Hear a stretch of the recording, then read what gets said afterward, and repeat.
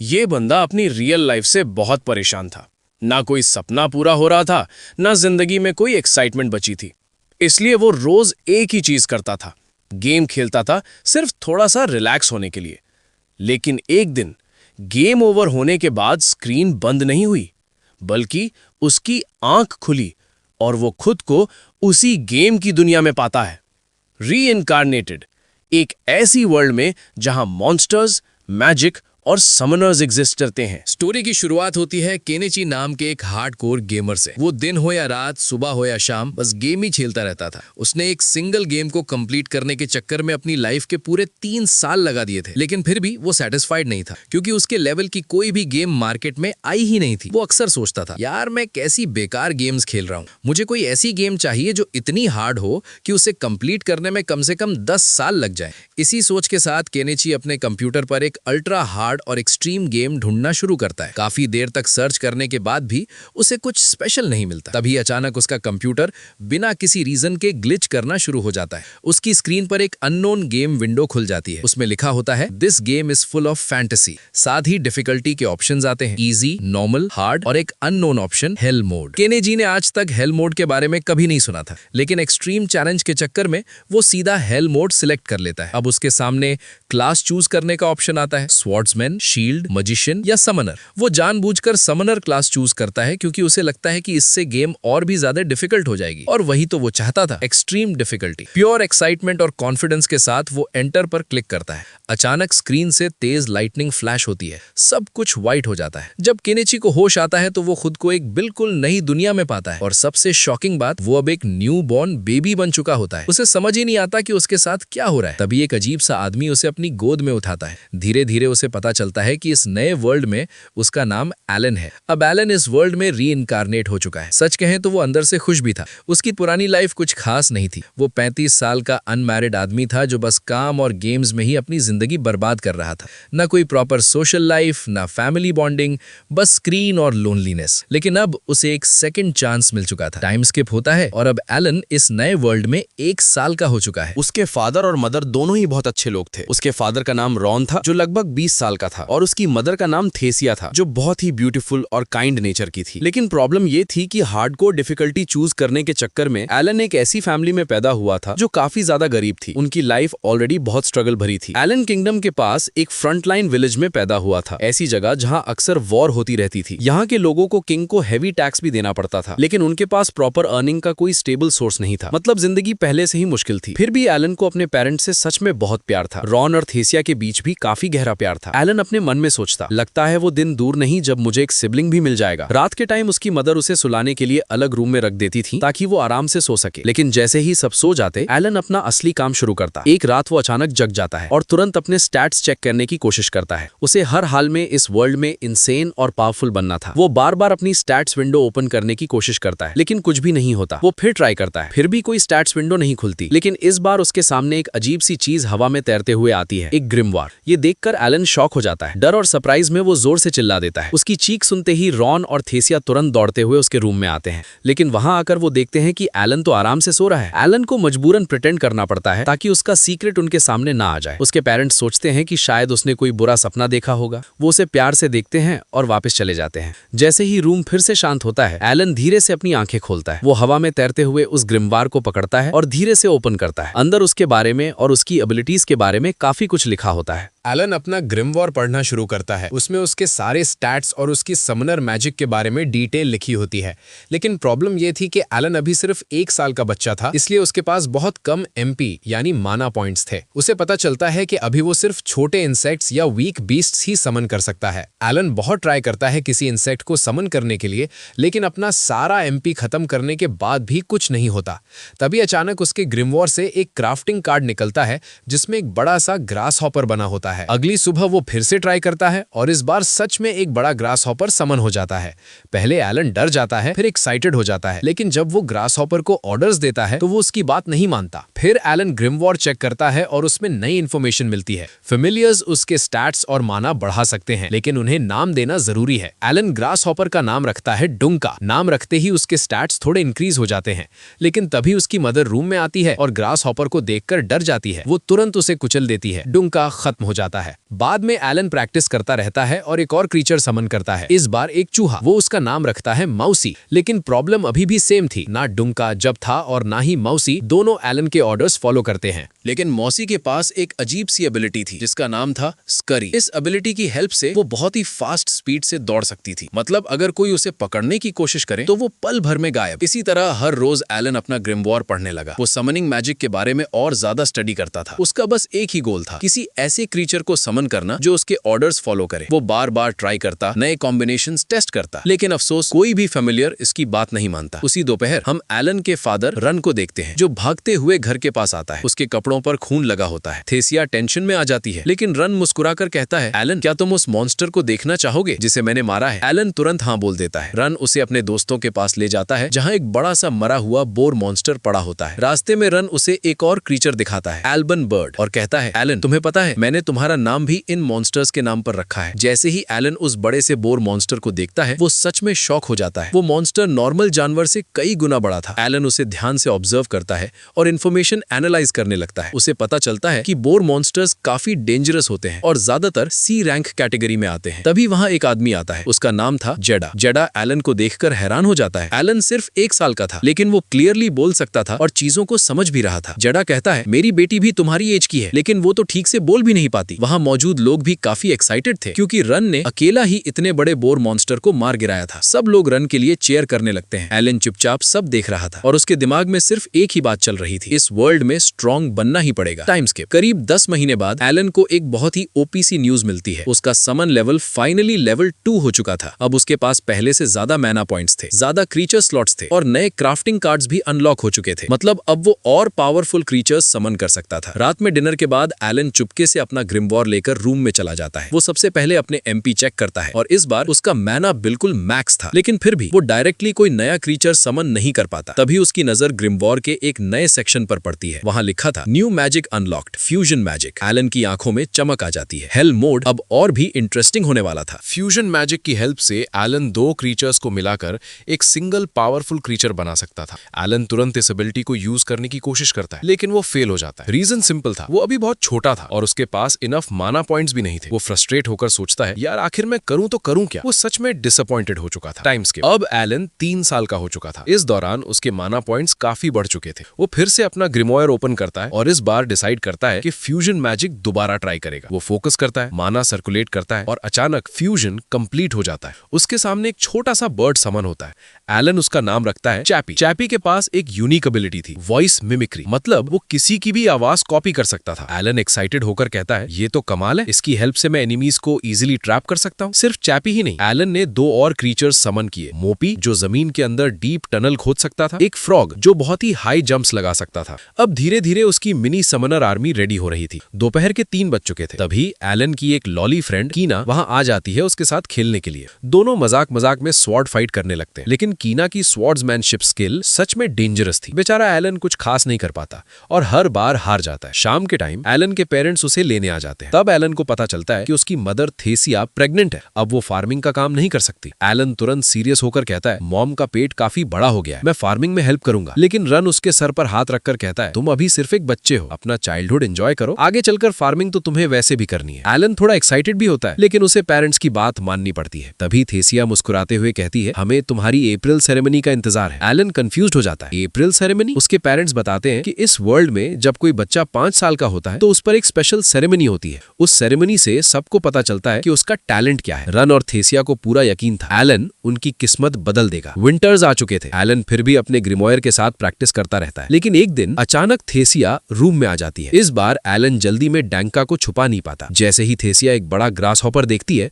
वो डर के मारे गिर जाती है। रन तुरंत भागते हुए वहां पहुंचता है। कीना भी वहीं मौजूद थी और रन को अचानक एहसास होता है बेबी कभी भी पैदा हो सकता है। एटमॉस्फेयर सडनली टेंस हो जाता है। रन तुरंत सिचुएशन समझ जाता है और करीना से कहता है, जल्दी जाओ, अपनी मदर को बुला कर लाओ। कुछ ही देर बाद जेरेड और उसकी वाइफ मिटिल्डा भी वहां पहुंच जाते हैं। जैसे ही मिटिल्डा रूम में एंटर करती है, वो सब लड़कों को बाहर निकाल देती है। उन्हें डिलीवरी के लिए थोड़ा स्पेस चाहिए था। रात टेंशन में गुजरती है। सुबह होते ही घर के अंदर से एक बच्चे के रोने की आवाज आती है। एलन समझ जाता है इस वर्ल्ड में अब उसका छोटा भाई आ चुका है। रन खुशी के साथ उसका नाम रखता है मार्श। एलन अपने छोटे भाई को देखकर इमोशनल हो जाता है। उसे रियलाइज होता है कि ये दुनिया उसे सच में पसंद आने लगी है। अब उसका एक ही गोल था, अपनी नई फैमिली को एक एक अच्छी लाइफ देनी है, उन्हें गरीबी से बाहर निकालना है, उन्हें अमीर बनाना है। लेकिन कैसे? ये अभी भी उसके लिए एक बड़ा सवाल था। कुछ सालों बाद एलन फाइनली 5 साल का हो चुका था। आज उसकी अप्रैल सेरेमनी का दिन था। वो अपने फादर रन के साथ सेरेमनी की तरफ बढ़ने लगता है। ये वही दिन था जब सबको पता चलेगा कि एलन के पास कौन सा टैलेंट है। रन रास्ते में एलन से कहता है, बेटा अगर तुम्हारे पास कोई टैलेंट होगा तो आज हमें पता चल जाएगा। हो सकता है तुम्हारी वजह से हम थोड़े अमीर भी बन जाएं, लेकिन याद रखना कंपटीशन बहुत ज्यादा होगा। एलन चुपचाप सुनता रहता है।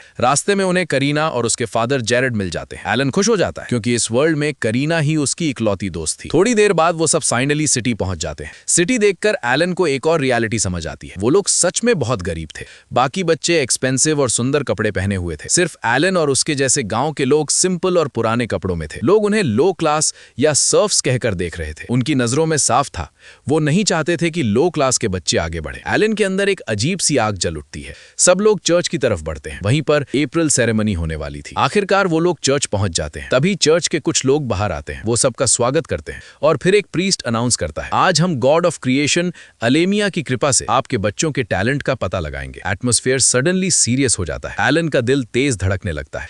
हेल मोड का असली टेस्ट अब शुरू होने वाला था। सब लोग प्रीस्ट की बात सुनकर बहुत एक्साइटेड हो चुके थे। एलन को एलेमिया के बारे में पहले से पता था। एलेमिया कोई और नहीं बल्कि इसी गेम का डेवलपर था जिसने ये पूरी फैंटेसी वर्ल्ड क्रिएट की थी। इस वर्ल्ड के लोग उसे गॉड ऑफ क्रिएशन मानते थे। एलन जब चर्च हॉल में एंटर करता है तो उसकी नजर सीधा एक बड़ी सी मूर्ति पर पड़ती है। वो मूर्ति किसी और की नहीं बल्कि एलेमिया की थी। लोगों ने गेम के डेवलपर को सच में एक भगवान की तरह पूजना शुरू कर दिया था। तभी एलन को अचानक याद आता है उसके पिछले जन्म में जो मिस्टीरियस लेटर मिला था वो भी शायद इसी एलेमिया ने भेजा था। एलन के दिल में हल्का सा डाउट और क्यूरियोसिटी दोनों जगह लेते हैं। सेरेमनी स्टार्ट होती है। चर्च का एक मेंबर अनाउंस करता है, हम एक एक करके हर बच्चे को बुलाएंगे। बच्चा जैसे ही इस मैजिकल क्रिस्टल बॉल को टच करेगा उसकी मैजिकल एट्रीब्यूट्स और टैलेंट रिवील हो जाएंगे। सबसे पहले बुलाया जाता है पॉलमस, जो विलेज चीफ का बेटा था। वो थोड़ा डरा हुआ था लेकिन फिर भी आगे बढ़ता है। जैसे ही वो क्रिस्टल को टच करता है क्रिस्टल हल्की सी ग्लो करने लगती है। चर्च के लोग अनाउंस करते हैं, इस बच्चे में मर्चेंट का टैलेंट है। पॉलमस के फादर खुशी से झूम उठते हैं।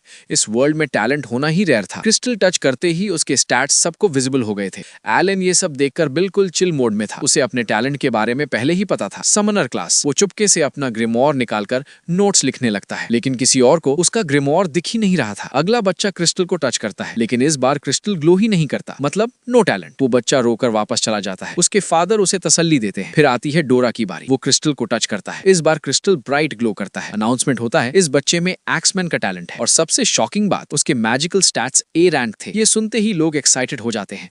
डोरा के फादर प्राउड फील करते हैं। धीरे धीरे सब बच्चों के टैलेंट्स रिवील होने लगते हैं। कुछ खुश कुछ उदास, लेकिन सबका मोमेंट आ रहा था। अब बारी आती है करीना की। वो कॉन्फिडेंस के साथ आगे बढ़ती है। जैसे ही वो क्रिस्टल को टच करती है क्रिस्टल इतनी तेज रोशनी से ग्लो करता है कि सब लोग आंखें छुपा लेते हैं। जैरेड टेंशन में आगे बढ़ने लगता है। चर्च के मेंबर्स शॉक होकर उसकी स्टैट्स विंडो देखते रह जाते हैं। अनाउंसमेंट होता है, ये कोई ऑर्डिनरी टैलेंट नहीं है। इस बच्ची के पास इस वर्ल्ड का रेयरेस्ट टैलेंट है, स्वॉर्ड लॉर्ड। सब लोग स्टन्ड हो जाते हैं। उसके स्टैट्स बाकी सब बच्चों से कई गुना ऊपर थे। लोग आपस में फुसफुसाने लगते हैं, एक लो क्लास फैमिली की बेटी इतनी पावरफुल कैसे हो सकती है। एलन अपनी दोस्त के लिए जेन्युइनली खुश था। और अब फाइनली एलन की बारी आ चुकी थी। वो आगे बढ़ता है, क्रिस्टल के सामने खड़ा होता है, अपना हाथ धीरे से क्रिस्टल पर रखता है, लेकिन कुछ भी नहीं होता। ना ग्लो, ना लाइट, ना कोई रिएक्शन। सब लोग थोड़ा कंफ्यूज हो जाते हैं। एलन फिर से ट्राई करता है, इस बार थोड़ा ज्यादा फोकस के साथ। एटमॉस्फेयर बिल्कुल साइलेंट हो चुका था। हेल मोड का असली ट्विस्ट शायद अब शुरू होने वाला था। जैसे ही एलन दूसरी बार क्रिस्टल को टच करता है अचानक से क्रिस्टल इतनी तेज रोशनी से ग्लो करने लगता है कि पूरा हॉल चमक उठता है। लाइट इतनी पावरफुल थी कि एलन पीछे गिर जाता है। सब लोग शॉक में आ जाते हैं। रन तुरंत भागकर एलन के पास आता है, लेकिन तभी चर्च के लोग सीरियस टोन में कहते हैं, इस बच्चे के पास कोई भी टैलेंट नहीं है। पूरा हॉल एकदम साइलेंट हो जाता है। एलन खुद भी शॉक में था। वो तुरंत अपने स्टैट्स चेक करता है, लेकिन उसके स्टैट्स बिल्कुल अजीब थे। उसकी सारी एट्रीब्यूट्स ई रैंक पर गिर चुकी थी, जैसे सिस्टम में कोई ग्लिच आ गया हो। एलन अपने मन में गुस्सा करता है, ये कैसी गेम है, जरूर इसमें कोई बग है। मैंने हेल मोड चूज किया था, इसका मतलब ये नहीं कि सब कुछ जीरो हो जाए। रन उसके कंधे पर हाथ रखकर उसे तसल्ली देता है, लेकिन एलन के दिमाग में सिर्फ एक ही सवाल था, मेरे साथ हुआ क्या है। वो घर वापस आता है। फैमिली उसे दिलासा देती है, लेकिन रात में एलन अकेला बैठकर अपना ग्रिमोर खोलता है। वो सोचता रहता है, शायद हेल मोड का मतलब ये है, मुझे बाकी सबसे ज्यादा मेहनत करनी पड़ेगी, तभी मैं उनके लेवल तक पहुंच पाऊंगा। उसकी आंखों में फिर से डिटर्मिनेशन आ जाता है। अगली सुबह एलन की फैमिली करीना के घर जाती है। वहां उसके सोर्ड लॉर्ड टैलेंट को सेलिब्रेट किया जा रहा था। सब लोग खुश थे। मैटिल्डा ने थोड़ी सी ड्रिंक का भी अरेंजमेंट कर लिया था। सब सेलिब्रेट कर रहे थे, लेकिन रन बिल्कुल चुप था। वो जैरेड से कहता है, तुम लोग ही पार्टी करो। एलन को एक पल के लिए लगा, क्या पापा जेलस हो गए हैं, क्योंकि करीना के पास रेयर सोर्ड लॉर्ड टैलेंट था और उसके पास ऑफिशियली कुछ भी नहीं। लेकिन एलन अपने फादर को जानता था। रन ऐसा इंसान नहीं था, जरूर बात कुछ और थी। थोड़ी देर बाद रन और जैरेड के बीच बहस शुरू हो जाती है। बहस इतनी बढ़ जाती है कि दोनों ऑलमोस्ट हाथापाई पर उतर आते हैं। सब लोग शॉक हो जाते हैं। तभी उनकी वाइफ्स आकर दोनों को जोर से डांट कर शांत कर देती हैं। बाद में पता चलता है रन और जैरेड बचपन के बेस्ट फ्रेंड्स थे। उन्होंने मिलकर इस विलेज को एक्सप्लोर किया था, अपने घर भी साथ में बनाए थे। उनकी दोस्ती बहुत पुरानी थी। लेकिन तभी एक आदमी डॉन जैरेड से कहता है, तुम्हारी बेटी के पास सोर्ड लॉर्ड टैलेंट है, वो फ्यूचर में नाइट बन सकती है, शायद नोबल भी, इसलिए तुम्हें अपना वक्त हम जैसे सर्व्स के साथ वेस्ट नहीं करना चाहिए। ये बात हवा में जहर की तरह फैल जाती है। एटमॉस्फेयर हैवी हो जाता है। एलन सब सुन रहा था। उसके अंदर फिर से वही आग जल उठती है। चाहे सिस्टम मुझे ई रैंक दे, चाहे दुनिया मुझे लो क्लास कहे, मैं सबको गलत साबित करूंगा। हेल मोड का असली स्ट्रगल अब शुरू हो चुका था।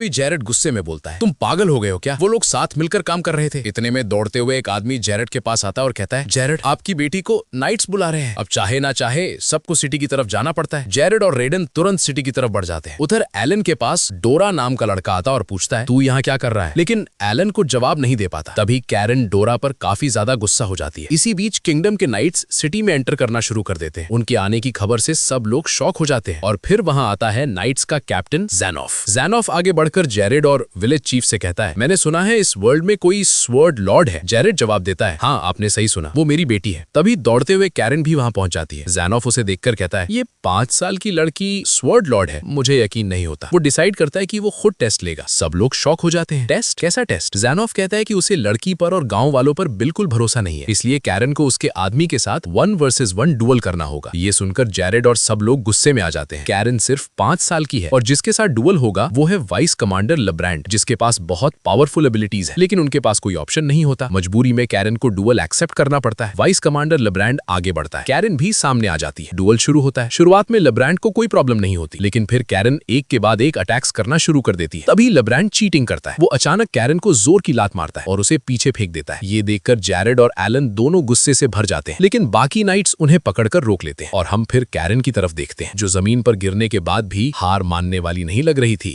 जब डुएल चल रहा होता है तभी अचानक कैरन के बॉडी से ग्रीन ऑरा निकलना शुरू हो जाता है। ये देखते ही ज़ैनफ समझ जाता है कि इस लड़की ने अपनी एक्स्ट्रा स्किल अवेकल कर ली है। अब कैरन सच में पहले से कई गुना ज्यादा पावरफुल हो चुकी थी। वो बिना रुके वाइस कमांडर लब्रैंड पर एक के बाद एक अटैक्स करना शुरू कर देती है। इस बार लब्रैंड उसके अटैक्स को हैंडल ही नहीं कर पाता और फाइनली कैरन उसकी स्वॉर्ड तोड़ देती है। ज़ैनफ तुरंत अनाउंस करता है, ये मैच खत्म हो चुका है। सब लोग कैरन की जीत से बहुत खुश हो जाते हैं। इसके बाद ज़ैनफ जैरेड के पास जाकर कहता है, मुझे माफ करना, मैंने तुम्हारी बेटी पर शक किया। फिर वो कहता है कि वो कैरन के फ्यूचर के बारे में बात करना चाहता है। अगर भरोसा ना हो तो जैरेड अपने दोस्तों को भी साथ ला सकता है। शाम को सब लोग विलेज चीफ के घर मिलते हैं। ज़ैनफ अपना इंट्रोडक्शन देता है। वो बताता है कि उसे उसके मास्टर ने यहाँ भेजा था ताकि कंफर्म कर सके कि क्या यहाँ कोई स्वॉर्ड लॉर्ड है या नहीं। अब उसे पूरा यकीन हो चुका था। वो विलेज चीफ से कहता है, तुम्हारे गांव में स्वॉर्ड लॉर्ड ने जन्म लिया है, इसलिए मैं चाहता हूँ कि तुम अपने गांव का नाम चेंज करके कैरन विलेज रख दो। ये सुनकर जैरेड और बाकी लोग सच में शॉक हो जाते हैं। फिर ज़ैनफ एक पुरानी बात बताता है। 3 साल पहले एक और बच्चा मिला था जिसके पास स्वॉर्ड लॉर्ड जैसा टैलेंट था। उसने रॉयल फैमिली के साथ काम भी किया, लेकिन बाद में पता चला कि वो असली स्वॉर्ड लॉर्ड नहीं, सिर्फ एक नॉर्मल स्वॉर्ड्समैन था। तब से नाइट्स ने रूल बना दिया था, जो भी स्वॉर्ड लॉर्ड होगा उसका टेस्ट लिया जाएगा। ज़ैनफ जैरेड से कहता है, जब कैरन 12 इयर्स की हो जाएगी उसे मैजिकल एकेडमी भेजना होगा, उसके बाद वो रॉयल फैमिली के साथ काम कर सकती है। तभी डोरा पूछता है कि हम भी मैजिकल एकेडमी जा सकते हैं। कैरन एक्साइटेड होकर बोलती है, हाँ हम सब जाएंगे, एलन भी हमारे साथ आएगा। लेकिन कोई बोल देता है वो तो टैलेंटलेस है। एलन को ये सुनकर अजीब लगता है, क्योंकि असल में उसकी मेंटल एज 40 साल की है और वो सबसे ज्यादा इंटेलिजेंट है। तभी ज़ैनफ एलन और उसके फादर की तरफ देखकर पूछता है, वैसे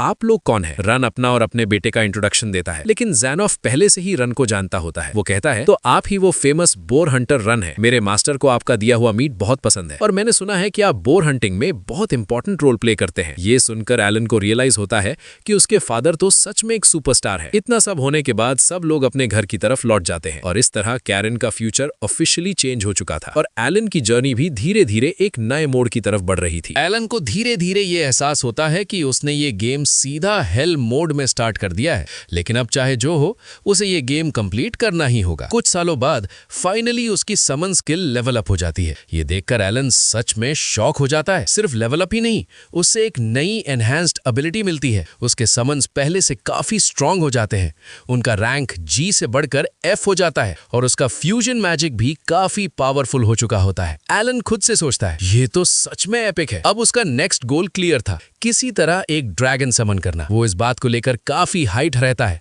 उसकी इन्वेंट्री भी लेवल 20 से बढ़कर 30 हो चुकी थी। रात के टाइम एलन अपने पेरेंट्स के साथ डिनर कर रहा होता है। तब पता चलता है कि उसकी माँ थेरेसिया फिर से प्रेग्नेंट है, यानी एलन का एक और भाई या बहन आने वाला है। इसलिए घर की ज्यादा जिम्मेदारी अब एलन संभालने लगता है। वैसे भी उसका माइंड मैच्योर है और उसे इन सब चीजों में इंटरेस्ट भी है। डिनर के दौरान थेरेसिया रन से कहती है, लगता है इस बार हमें बेटी होगी, क्या तुमने कोई नाम सोचा? तभी एलन अपना ग्रिमवॉर खोलता है और नए चेंजेस देखने लगता है, लेकिन गलती से वो इस दुनिया के गॉड का नाम ले लेता है। उसके पेरेंट्स उसे तुरंत समझाते हैं, गॉड का नाम ऐसे कैजुअली नहीं लेना चाहिए। फिर एलन अपने फादर से पूछता है, फादर क्या आपका हार्ट ठीक हो गया? दरअसल रन ने भी अपना लेवल इंक्रीज कर लिया था, जिसे लोग ट्रायल ऑफ गॉड कहते हैं। रन रोज बोर हंटिंग पर जाता था और आज फाइनली उसने लेवल अप कर लिया। अब उसका बॉडी और बाइसेप्स भी पहले से काफी स्ट्रांग हो चुके थे। ये देखकर एलन के मन में एक और सवाल आता है, मैं कब लेवल अप करूंगा? उसका समन मैजिक तो स्ट्रांग हो गया था, लेकिन बाकी मैजिक स्किल्स अभी भी लेवल 1 और 2 पर ही अटकी हुई थी। बाद में एलन को समझ आता है कि अगर उसे और ज्यादा EXP चाहिए तो उसे मॉन्स्टर हंटिंग करनी होगी। लेकिन प्रॉब्लम ये थी कि वो अभी छोटा और गरीब था। वो विलेज से बाहर अकेला नहीं जा सकता था। इसलिए वो रन से रिक्वेस्ट करता है, फादर प्लीज क्या मैं आपके साथ मॉन्स्टर हंटिंग पर आ सकता हूँ? लेकिन रन सीधा मना कर देता है, नहीं ये कोई गेम नहीं है। रात को जब सब सो जाते हैं, एलन चुपचाप अपना ग्रिमवॉर फिर से खोलता है। उसके दिमाग में सिर्फ एक ही बात चल रही थी, अगर बाहर जाकर लेवल अप नहीं कर सकता तो क्या मैं कोई और रास्ता ढूंढ सकता हूँ? रात के टाइम जब एलन अपना ग्रिम वॉर खोलता है तब उसे एक मैसेज दिखाई देता है गेम के डेवलपर की तरफ से। दरअसल एलन पहले ही उन्हें गेम के ग्लिच के बारे में काफी मैसेजेस भेज चुका था। अब वो मैसेज पढ़ने लगता है। उसमें लिखा होता है कि ग्लिच फाइनली फिक्स हो चुका है। और सिर्फ ग्लिच ही नहीं, एलन के स्टैट्स भी अब नॉर्मल तरीके से एनहांस हो चुके थे। उसका माना पॉइंट S रैंक तक पहुंच चुका था। उसकी इंटेलिजेंस भी S रैंक हो गई थी। बाकी स्टैट्स A रैंक और C रैंक तक इंप्रूव हो गए थे। और सबसे बड़ी बात, उसके पास एक नई एबिलिटी आ चुकी थी, एन्चेंटिंग एबिलिटी। एक्साइटेड होकर एलन एक्सपेरिमेंट के लिए डंका को समन करता है। जैसे ही डंका समन होता है, एलन उसका स्किल कार्ड चेक करता है और शॉक हो जाता है। डंका के स्टैट्स अनबिलीवेबल हो चुके थे। वो लिटरली ग्लो कर रहा था। लेकिन तभी तेरेसिया वहां जाती है और एक बार फिर बेचारा डंका खत्म। अगली सुबह एलन घर के कामों में बिजी होता है, लेकिन उसका दिमाग अभी भी मैजिक और स्टैट्स में ही लगा हुआ था। तेरेसिया उसे बोलती है, अपने डैड को बाय बोलो, वो हंटिंग पर जा रहे हैं। रन हंटिंग के लिए निकल जाता है। एलन गार्डन में आता है और सोचता है उसका समन मैजिक तो स्ट्रांग हो गया है, लेकिन उसने अब तक प्रॉपर्ली फ्यूजन मैजिक यूज नहीं किया। उसने कई बार ट्राई किया था पर कभी कोई नया क्रीचर नहीं मिला। आज वो डिसाइड करता है एक लास्ट ट्राई करेगा। वो 2 F रैंक क्रीचर्स को फ्यूज करता है और इस बार फ्यूजन मैजिक सक्सेसफुल हो जाता है। उसे एक न्यू कार्ड मिलता है। एलन एक्साइटेड होकर कार्ड देखता है, लेकिन शॉक हो जाता है। क्रीचर का रैंक तो F है, पर वो सिर्फ एक घास है। एलन थोड़ा डिसअपॉइंटेड हो जाता है, बस एक घास। लेकिन फिर वो उस घास के स्टैट्स चेक करता है और उसकी आंखें खुल जाती हैं।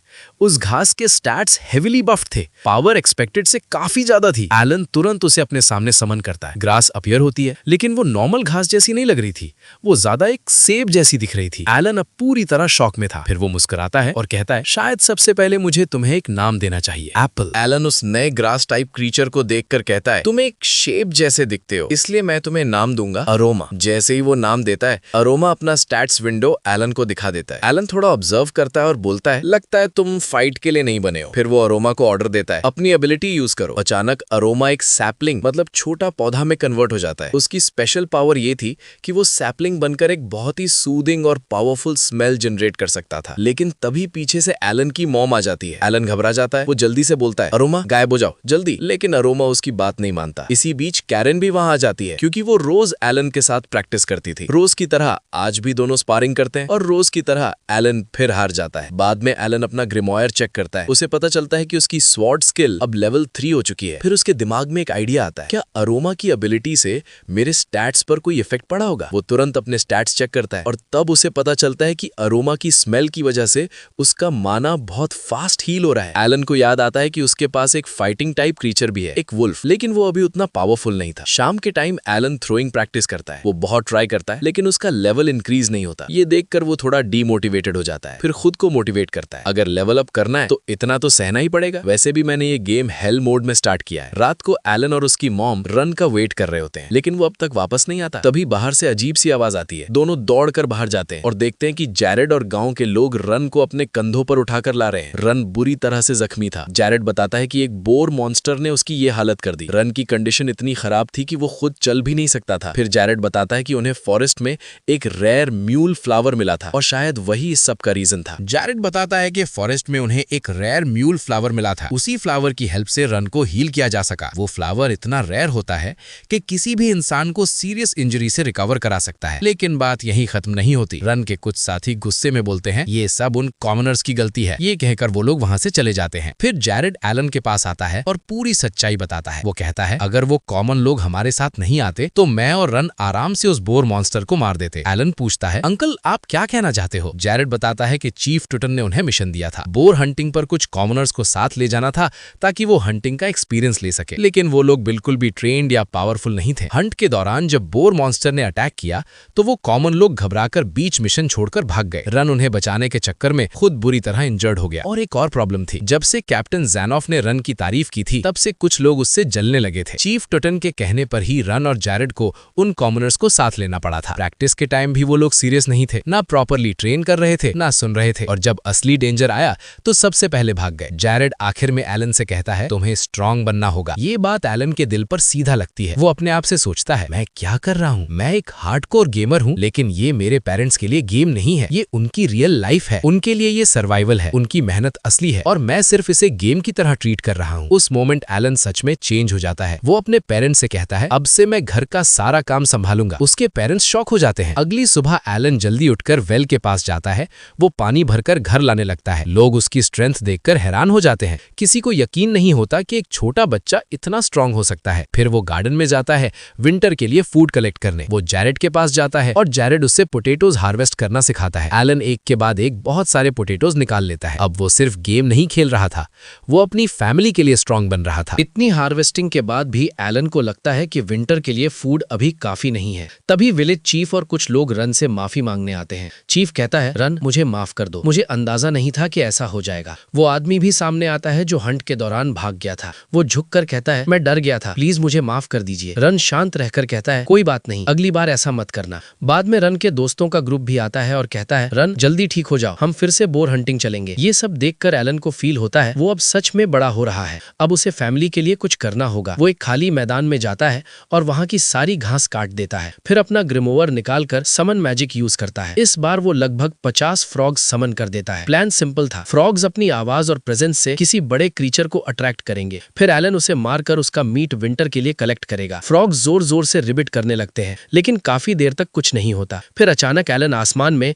एक बड़ा सा उड़ता हुआ परिंदा देखता है। वो कोई नॉर्मल बर्ड नहीं था, वो था एल्बा हेरॉन, एक B rank monster. Alan shock हो जाता है, इतना पावरफुल मॉन्स्टर यहाँ। एल्बा हेरॉन नीचे आते ही एक एक करके सारे फ्रॉग्स को मार देता है। एलन देखता है कि उसकी स्किल्स एनहांस हो चुकी हैं और वो हिम्मत करके मॉन्स्टर पर अटैक करता है, लेकिन एल्बा हेरॉन उसे एक ही झटके में दूर फेंक देता है। एलन रुकता नहीं, वो अपना वुल्फ समन करता है, लेकिन बी रैंक मॉन्स्टर का लेवल ही अलग होता है। बर्ड एक एक करके सब वुल्फ्स को भी खत्म कर देता है। अब एलन अकेला रह जाता है। उसका माना और स्टैमिना दोनों गिर चुके थे। जितने भी समन्स उसने बुलाए थे सब मारे जा चुके थे। यही समनर का ड्रॉबैक था, समन्स मरेंगे तो प्रेशर सीधा उस पर पड़ेगा। एल्बा हेरॉन अब सीधा एलन पर अटैक करता है। एलन के मन में डर आता है, क्या मेरी इसेकाई जर्नी यहीं खत्म हो जाएगी? मॉन्स्टर उस पर फाइनल ब्लो देने के लिए आगे बढ़ता है। तभी एलन के दिमाग में एक आइडिया आता है। वो तुरंत अपना समन मैजिक यूज करता है। इस बार वो सकर्स, ब्लड सकिंग क्रीचर्स समन करता है। जैसे ही वो क्रीचर्स एल्बा हेरॉन पर चिपकते हैं वो उसका ब्लड और एनर्जी सक करना शुरू कर देते हैं। बैटल का फ्लो अचानक चेंज हो जाता है। मौका देखते ही एलन तुरंत अपने डॉग्स को भी एल्बा हेरॉन पर समन कर देता है। डॉग्स सीधा उस पर टूट पड़ते हैं। इसी डिस्ट्रैक्शन का फायदा उठाकर एलन खुद भी आगे बढ़ता है। वो अपनी स्वॉर्ड से फुल पावर के साथ अटैक करता है और फाइनली एल्बा हेरॉन गिर जाता है। मॉन्स्टर खत्म। एलन के दिमाग में तुरंत सिस्टम की आवाज आती है, Elba Heron defeated plus 100 EXP gained. Alan खुश हो जाता है। 100 EXP एक बी रैंक मॉन्स्टर के लिए काफी बड़ा रिवॉर्ड था। वो एल्बा हेरॉन का मीट लेकर विलेज वापस आता है। सब विलेजर्स शॉक हो जाते हैं। जैरेड, रन और बाकी लोगों को यकीन ही नहीं होता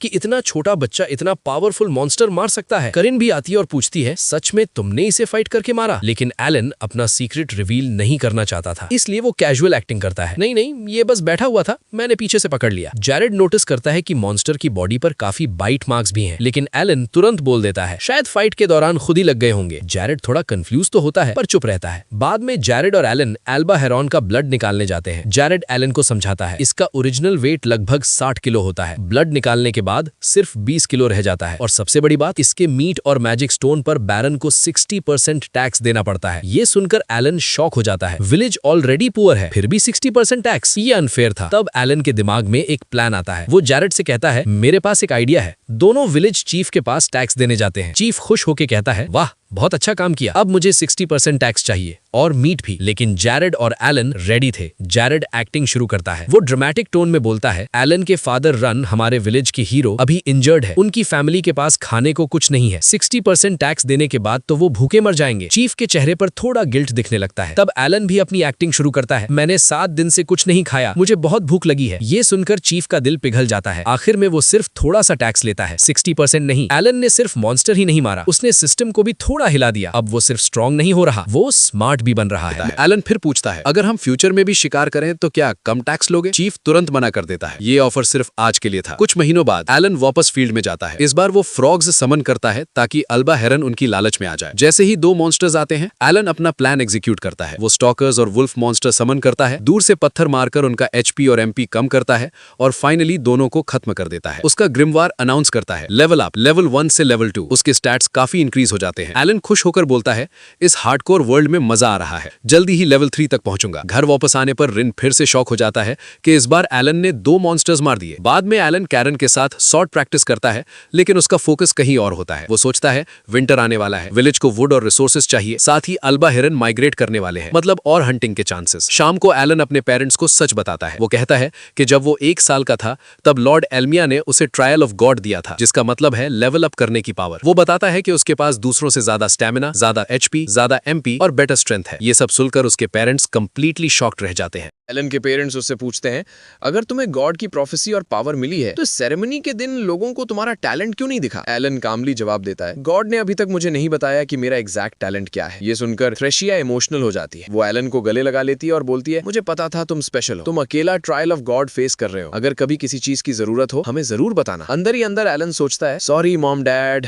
मैं आपको नहीं बता सकता कि मैं एक समनर हूँ, मैं मॉन्स्टर्स और क्रीचर्स को समन और कंट्रोल कर सकता हूँ, और मैं ये भी नहीं बता सकता कि मैं इस दुनिया में रीइनकारनेट हुआ हूं। तब रिन उसे वार्न करता है, अपनी पावर्स के बारे में किसी को मत बताना, लोग समझेंगे सेरेमनी में हमने चीटिंग की थी, लेकिन मैं जैरेड को जरूर बताऊंगा। वो अपनी बेटी के स्वॉर्ड गॉड होने पर बहुत फ्लेक्स करता है, अब मैं भी फ्लेक्स करूंगा। एलन हल्का सा स्माइल करता है, ठीक है डैड। Time skip. एलन अब 6 साल का हो चुका है। जब जैरेड उससे मिलता है तो उसकी ग्रोथ और प्रेजेंस देखकर शॉक हो जाता है। वो पूछता है, क्या सच में तुम्हें गॉड की प्रोफेसी मिली है? एलन सीधा जवाब देता है, हाँ। फिर एलन जैरेड के साथ सिटी जाता है सप्लाई ट्रेड करने। रास्ते में एलन पूछता है, सर्फ और कॉमनर में क्या डिफरेंस होता है? जैरेड समझाता है, कॉमनर्स हाई क्लास होते हैं और उन्हें कम टैक्स देना पड़ता है, सर्फ्स को ज्यादा टैक्स भरना पड़ता है और उनकी स्टेटस लोअर होती है। एलन फिर पूछता है, सर्फ कॉमनर कैसे बन सकता है? जैरेड बताता है, कहानियों के हिसाब से बैरन गिफ्ट के रूप में किसी को कॉमनर बना सकता है, लेकिन अगर खुद से बनना हो तो हर इंसान के लिए 10 गोल्ड कॉइन्स कलेक्ट करने पड़ते हैं। एलन तुरंत कैलकुलेशन करता है, मेरी फैमिली में 5 लोग हैं, मतलब मुझे 50 गोल्ड कॉइन्स चाहिए। सिटी पहुंचकर वो लोग अलग अलग शॉप्स पर जाते हैं। एलन अल्बा हेरन का मीट नमक के बदले ट्रेड करता है। वो धीरे धीरे सिटी के ट्रेड सिस्टम के बारे में सीखने लगता है। उसे पता चलता है 1 gold coin equals to 100 silver coins. अब एलन के दिमाग में सिर्फ एक गोल है, पैसे कमाओ, लेवल बढ़ाओ और अपनी फैमिली को बेटर स्टेटस दिलाओ। एलन सिटी में एक मेडिसिन शॉप पर जाता है और ओनर से पूछता है, हीलिंग मेडिसिन कहाँ मिलेगी? ओनर कहता है, पीछे स्टोर रूम में देख लो, वहां सब मिल जाएगा। वहां जाकर एलन अपना ग्रिमोर निकालता है और उसे पता चलता है कि उसकी ग्रिमोर सिर्फ समन ही नहीं बल्कि चीजें ड्रॉ या डिजाइन भी कर सकती है। ये उसके लिए एक नई डिस्कवरी होती है। फिर एलन शॉप ओनर से पूछता है, क्या आपके पास म्यूजिक फ्लावर है? ये सुनते ही ओनर गुस्से में आ जाता है, इवन अगर मेरे पास होता भी मैं तुम्हें डिस्काउंट में कभी नहीं देता। एलन पूछता है, क्या आपको जैरेड से कोई प्रॉब्लम है? क्योंकि 1 महीने पहले उन्होंने यहीं से वो फ्लावर खरीदा था। तब ओनर सच बताता है, उस फ्लावर की असली कीमत 5 गोल्ड कॉइन्स थी, लेकिन एक रात जैरेड मेरे पास मदद मांगते हुए आया, उसकी कंडीशन देखकर मुझे 5 की जगह 3 गोल्ड में देना पड़ा। ये सुनकर एलन समझ जाता है कि उसके फादर की जान बचाने के लिए जैरेड ने सैक्रिफाइस किया था। इसलिए एलन ग्रेटिट्यूड में अल्बा हेरन का मीट ओनर को गिफ्ट कर देता है और कहता है, थैंक यू, आपकी वजह से मेरे फादर बच पाए। ओनर का एटीट्यूड थोड़ा सॉफ्ट हो जाता है। आगे बढ़ते हुए एलन को डोगरा और उसके फादर की शॉप दिखती है। जैसे ही डोगरा एलन को देखता है वो गुस्से में उसे धक्का दे देता है। डोगरा उसे बुली करना शुरू कर देता है। एलन के पास फाइट के अलावा ऑप्शन नहीं बचता। दोनों के बीच फाइट शुरू हो जाती है। पास में पलेमुस भी खड़ा होता है। डोगरा अटैक करता है, लेकिन एलन स्मार्ट मूव करके उसका वेपन हवा में उछाल देता है और कामली बोलता है, देखो मैं जीत गया। डोगरा और ज्यादा गुस्सा हो जाता है। तब एलन उससे कहता है, एक दिन मैं तुम्हारी शॉप पर जरूर आऊंगा, लेकिन ट्रेडिंग के लिए। फिर एलन विलेज वापस चला जाता है। विलेज में रिन धीरे धीरे हील हो रहा होता है। टाइम स्किप, डोगरा और पलेमस भी एलन और कैरन के साथ ट्रेनिंग करना शुरू कर देते हैं। धीरे धीरे राइवलरी फ्रेंडली कंपटीशन में बदलने लगती है। एलन का छोटा भाई मैश भी ट्रेनिंग ज्वाइन कर लेता है। वो एक्साइटेड होकर बोलता है, बड़े भाई मुझे ट्रेनिंग में बहुत मजा आ रहा है। 2 साल बाद मैश की अप्रैल सेरेमनी होने वाली है, जहां सबको उसका टैलेंट पता चलेगा। इस बीच एलन की एक छोटी बहन भी पैदा होती है, मियोला। एक रात ड्रोन और जैरेड घर लौटते हैं, लेकिन दोनों काफी सीरियस और उदास दिख रहे होते हैं। अब सबको बताया जाने वाला है कि आखिर ऐसा क्या हुआ जिस वजह से उनका मूड इतना हैवी है। चीफ ने सबको बुलाकर सीरियस खबर दी। इस बार की बोर हंटिंग में उन्हें कुछ कॉमनर हंटर्स के साथ मिलकर जाना होगा। बैरन को इस बार 10-20 बोर्स का मीट चाहिए, और बोर का शिकार कोई मजाक नहीं होता। ये डेंजरस और जानलेवा होता है। अगर टारगेट पूरा नहीं हुआ तो बैरन और सर्व्स को विलेज में शिफ्ट कर देगा। मतलब जमीन कम हो जाएगी, रिसोर्सेज कम हो जाएंगे और उनका जीना और मुश्किल हो जाएगा। सब टेंशन में आ जाते हैं। तब एलन कॉन्फिडेंटली बोलता है, देखिए मेरे पास गॉड का दिया हुआ विजडम है, आप सबको मुझ पर ट्रस्ट करना होगा। जो मैं कहूं वही फॉलो करिए। लोग थोड़ा हेजिटेंट होते हैं, लेकिन आखिर में उसकी बात मान लेते हैं। अगले दिन सब कॉमनर से मिलने जाते हैं। वो लोग पहले से ही गुस्से में होते हैं। एक बोलता है, रिन तुम तो जल्दी हील हो गए। रिन कामली जवाब देता है, हाँ लेकिन काफी टाइम लगा। फिर वो एलन को देखते हैं, क्या ये बच्चा भी हंटिंग पे आएगा? रिन प्राउडली कहता है, हाँ ये मेरा बेटा एलन है और इस बार की स्ट्रैटेजी इसी की होगी। एलन अंदर ही अंदर सोचता है, काश डैड मुझे स्पीयर पकड़ने देते, लेकिन मैं किसी को खतरे में नहीं देखना चाहता। तब एक नया कॉमनर आता है जो पहले के एक्सीडेंट के लिए माफी मांगता है। रिन उसे माफ कर देता है। टीम हंटिंग के लिए निकलती है। रास्ते में एलन की नजर पड़ती है वाइवर्न ड्रैगन माउंटेन पर। पुरानी कहानियों के हिसाब से उस पहाड़ के अंदर एक मैसिव ड्रैगन रहता है। एलन थोड़ा एक्साइटेड हो जाता है, लेकिन बाकी लोग चिल्लाते हैं, ओ एलन इधर आ। फाइनली वो लोग फॉरेस्ट एरिया तक पहुंच जाते हैं जहां शिकार करना है। जैरेड और रिन सबको याद दिलाते हैं, जैसे प्रैक्टिस किया था वैसे ही करना है। सब अपनी पोजीशन ले लो। सब अपनी जगह सेट हो जाते हैं। थोड़ी देर बाद जंगल के अंदर से बोर मॉन्स्टर निकलकर सामने आ जाता है। प्लान के मुताबिक टैंक टीम आगे बढ़कर बोर को रोक लेती है। अटैक टीम यानी रोडन की टीम साइड से स्ट्राइक करना शुरू कर देती है। एलन न्यूबीज को सिग्नल देता है, जाओ अब तुम्हारा वक्त है। न्यू हंटर्स डर के बावजूद आगे बढ़ते हैं। टीम वर्क, कोऑर्डिनेशन और एलन की स्ट्रैटेजी की वजह से वो लोग अपनी लाइफ का पहला बोर मॉन्स्टर सक्सेसफुली डिफीट कर देते हैं। सबके चेहरे पर रिलीफ और एक्साइटमेंट आ जाता है। ये सिर्फ शुरुआत थी, आगे और भी डेंजरस बोर्स उनका इंतजार कर रहे थे। पहला बोर गिरते ही सब लोग खुशी से झूम उठते हैं। न्यूबीज को लग रहा था जैसे उन्होंने ट्रायल ऑफ गॉड क्लियर कर दिया हो। सब ओवर एक्साइटेड थे, लेकिन एलन शांत था। वो साइड में जाकर अपना ग्रिमवार ओपन करता है, ये चेक करने के लिए कि क्या उसके स्टैट्स इंक्रीज हुए या नहीं, लेकिन कुछ भी चेंज नहीं हुआ। रीजन सिंपल था, इस फाइट में एलन ने डायरेक्टली पार्टिसिपेट नहीं किया था। ना उसका लेवल बढ़ा ना स्टैट्स। वो थोड़ा डिसअपॉइंटेड हो जाता है। बाद में सब लोग एक वेल के पास पानी भरने जाते हैं। एलन कुछ हंटर्स से रिक्वेस्ट करता है, प्लीज यार मुझे भी फाइट में पार्टिसिपेट करने दो, क्या आप डैड को समझा सकते हो? सब डर जाते हैं, रिन को कौन समझाए, वो हमें ही मार देगा। तब एलन एक आदमी को साइड में ले जाता है और उसे एल्बा हेरन का मीट दिखाता है। वो कहता है, क्या तुम इसे बुचर कर सकते हो? आदमी हाँ बोल देता है।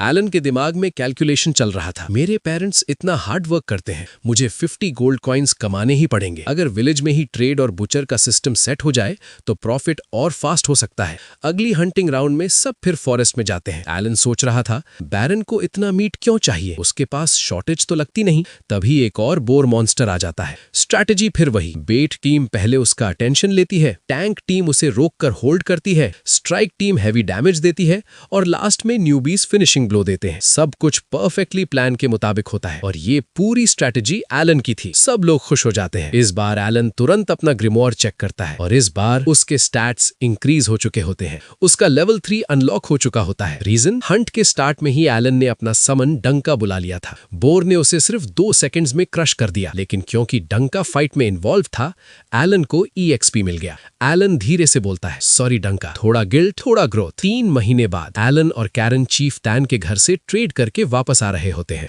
उन्होंने टोटल 15 बोर मास्टर्स का कोटा कंप्लीट कर दिया होता है।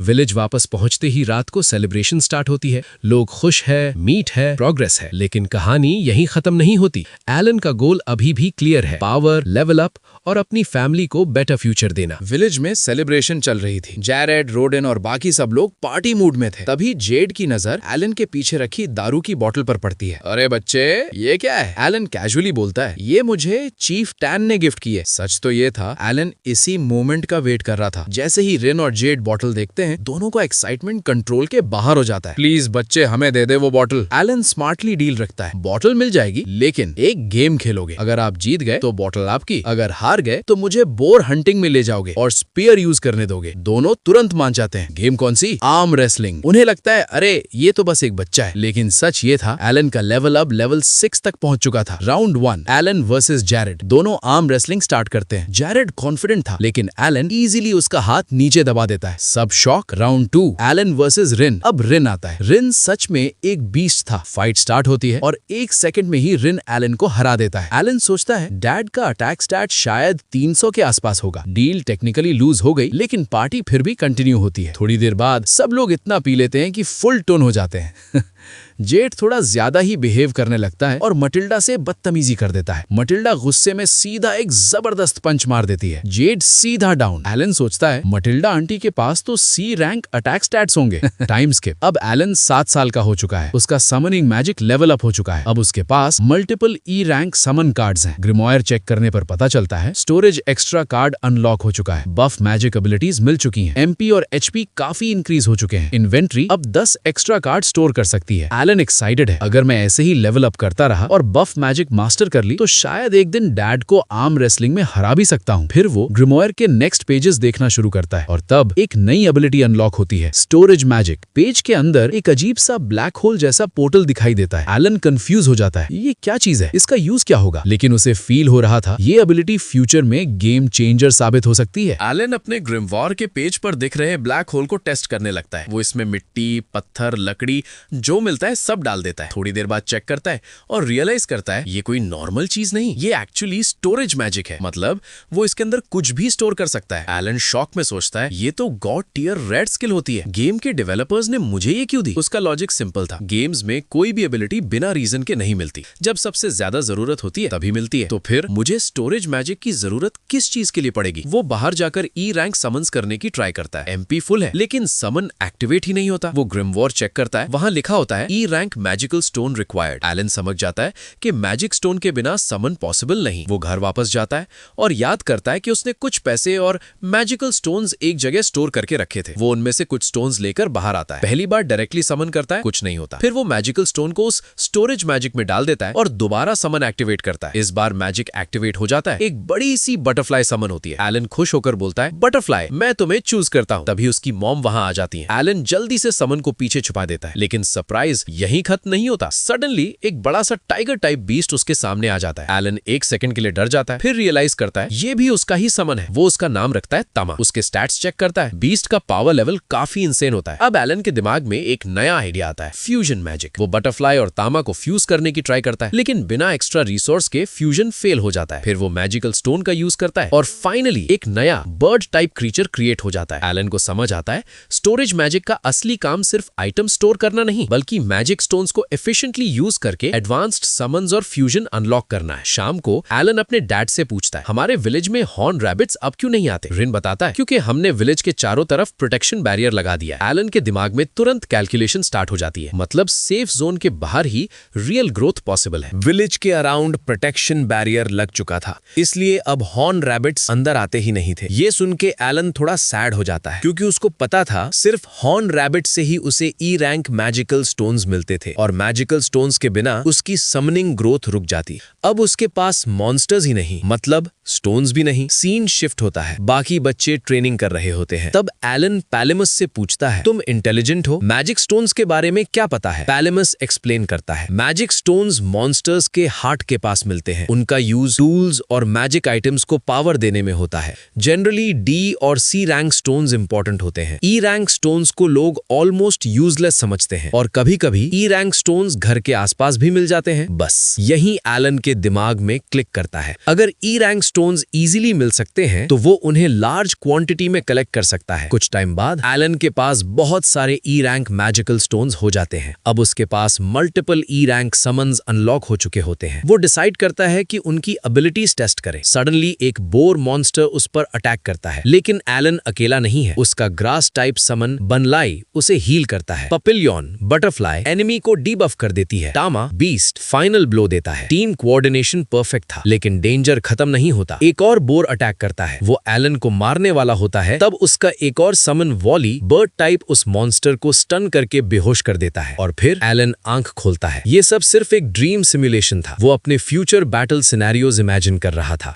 रियलिटी में अब एलन अपने सब समन्स को समन करता है। अब उसके पास क्लियर रोल डिस्ट्रीब्यूशन है। Insect type debuff, beast type offence, bird type type evasion या speed, grass type healing, rock type defence. सिर्फ 7 साल की एज में ही एलन को समनर्स के बारे में काफी डीप अंडरस्टैंडिंग हो चुकी है। अब उसका गोल क्लियर है, इस दुनिया का सबसे पावरफुल समनर बनना। समनर्स ऑलरेडी स्ट्रॉन्ग होते हैं और कहा जाता है कि पीक समनर्स डीमन लॉर्ड से भी ज्यादा पावरफुल हो सकते हैं। फायर, एलन का सफर अभी बस शुरू हुआ है और स्टोरेज मैजिक और unlimited E rank strategy future में गेम चेंजर बनने वाली है। Devil electric face. ये तो बस शुरुआत थी। पार्ट 2 में एलन दिखाएगा अपनी रियल स्ट्रैटेजी। अगर पसंद आया हो तो कमेंट करो पार्ट 2। लाइक फुल हाइप जरूर कर देना।